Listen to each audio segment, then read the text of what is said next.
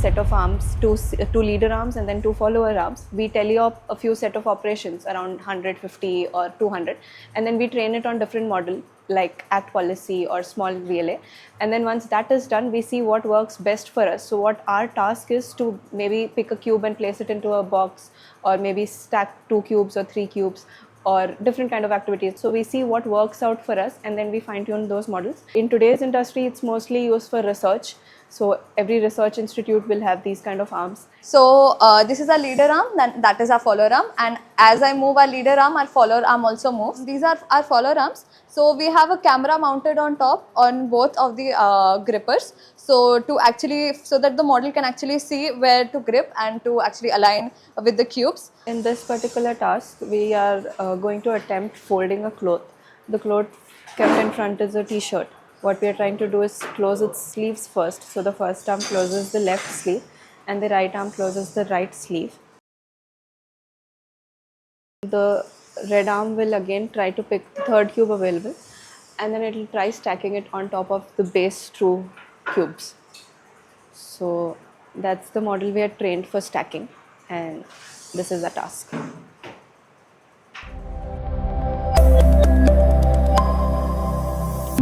The kind of hardware they provide you, it's not something that we can personally as students buy or afford and work with. So the mentors themselves are extremely knowledgeable, and even if they do not know something, they'll come up with something, they'll research it, then they'll come and teach us. Also, the work culture they follow, it's not very formal. You can convey your message to them anyway. You want help with something, you want help with this research paper, you want to pursue masters, they help you out with everything here. The kind of freedom we get in this environment, me being from Bangalore, I've never moved out of Bangalore.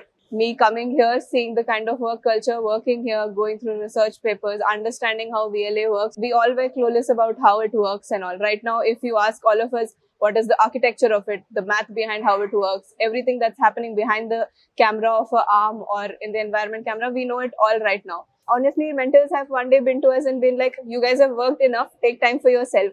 I think that kind of mentorship is not something you can get in corporate. For them, what is more important is your knowledge than them.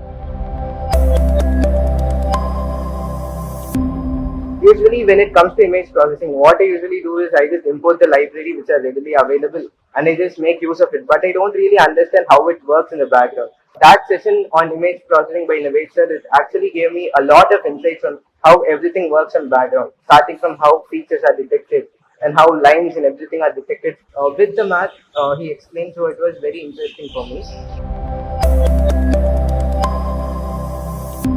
Previously, whenever I had to do a project, I would just go to the AI, tell this is my whole architecture, this is what I want to work with, and in 10-15 minutes I had my whole overview of 2 months project, what I have to do, what not. Before coming itself was thinking, how am I going to research for 2 months, which is boring for me for 10 minutes itself.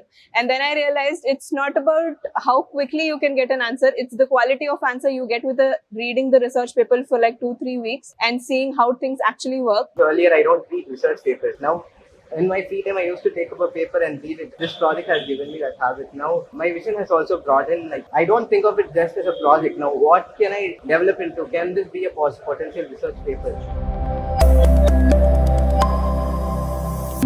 Before coming here, applied for a robotics role, and then the kind of math they asked me there was something I already knew, and they were quite surprised to know that a third-year student knows this already. It was a role for a 3-year experienced person, and I, being a fresher, was able to answer all of these questions. Everything I learned here, I told them, and they were quite impressed about the kind of hardwares and all I have worked with. Now I think in a total different way. I want to get into masters, learn more of what I'm doing, and then see if I want to do a job or I want to start my own startup. It makes you understand that the ocean of knowledge is so big.